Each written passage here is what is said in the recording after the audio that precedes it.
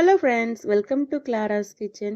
இன்றைக்கி இந்த வீடியோ நம்ம பார்க்க போகிறது மல்லி சட்னி தாங்க. எப்பயும் ஒரே மாதிரி சட்னி செய்யாமல் கொஞ்சம் வித்தியாசமாக இந்த மல்லியை வச்சு இந்த மாதிரி சட்னி செஞ்சு பாருங்கள். செம்ம டேஸ்டியாக இருக்கும்.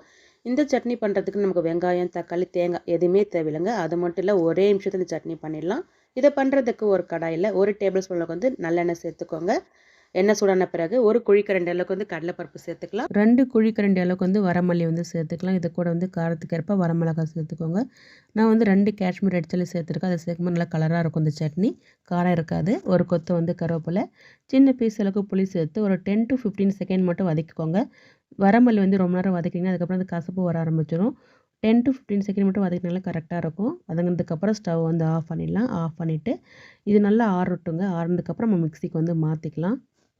சூடாக இருக்கும்போது மிக்ஸி ஜாருக்கு மாற்றாதீங்க. அதுக்கப்புறம் இந்த சட்னியோட டேஸ்ட்டும் மாறிடும். மிக்ஸி ஜார் சீக்கிரம் கெட்டு போயிடும். அதனால் நல்லா ஆறுனதுக்கப்புறம் மிக்ஸிக்கு மாற்றிட்டு இந்த சட்னிக்கு தேவையான கல்லுப்பு சேர்த்துக்கோங்க. சேர்த்துட்டு லைட்டாக தண்ணி தெளிச்சிட்டு இது மாதிரி கெட்டியாக அரைச்சி எடுத்துக்கோங்க. இந்த சட்னி கொஞ்சம் கெட்டியாக இருந்தாலும் சாப்பிட்றதுக்கு டேஸ்டியாக இருக்கும். லிக்விடாக அரைச்சிடாதீங்க. இந்த சட்னி நம்ம தாளிப்பது தேவையில்லை. உங்களுக்கு தேவைப்பட்டால் தாளிச்சிக்கோங்க. நான் இன்றைக்கி இந்த சட்னி தாளிக்கலாங்க. அப்படியே தாங்க யூஸ் பண்ணிக்க போகிறேன். நல்லா சாஃப்டாக தோசை ஊற்றி இந்த சட்னி வச்சு சாப்பிட்டிங்கன்னா 2 தோசை எக்ஸ்ட்ரா சாப்பிடுவீங்க. அந்த அளவுக்கு இந்த வரமல்லி சட்னி அவ்வளோ டேஸ்டியாக இருந்துச்சு. சாப்பிட போகிறதுக்கு முன்னாடி மட்டும் கொஞ்சமாக நல்லெண்ணெய் விட்டு சாப்பிடுங்க. செம்ம டேஸ்டியாக இருக்கும் இந்த சட்னி. கொஞ்சம் வித்தியாசமாகவும் இருக்கும். எப்பயும் ஒரே மாதிரி செய்யாமல் கொஞ்சம் வித்தியாசமாக இது மாதிரி ட்ரை பண்ணி பாருங்கள். அதுக்கப்புறம் உங்களுக்கு எப்பயுமே இந்த சட்னி தான் நீங்கள் செய்வீங்க. ட்ரை பண்ணி பார்த்துட்டு உங்கள் ஃபீட்பேக் ஷேர் பண்ணுங்கள். இந்த வீடியோ உங்களுக்கு யூஸ்ஃபுல்லாக இருக்கும்னு நினைக்கிறேன். பிடிச்சிருந்தா நம்ம சேனலை லைக், ஷேர், சப்ஸ்கிரைப் பண்ணிக்கோங்க ஃப்ரெண்ட்ஸ். தேங்க்யூ.